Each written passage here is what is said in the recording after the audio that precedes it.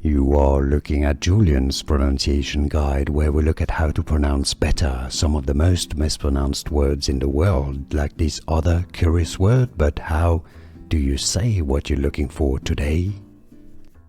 Let's learn how to pronounce this word, this prefix that's going to be present in many different words, as in pathology, plankton, etc. It comes from the Greek word for plant.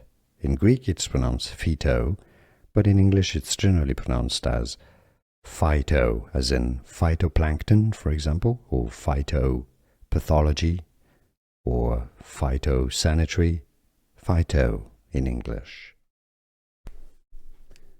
Let's learn how to pronounce this word, this prefix that's going to be present in many different words, as in pathology, plankton, etc. It comes from the Greek word for plant.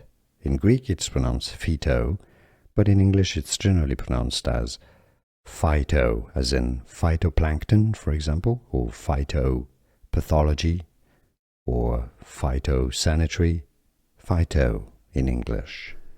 Here are more videos on how to pronounce more confusing words and names too many mispronounced. Like this video if you found it useful. I appreciate your support. I'll see you soon and thanks for watching.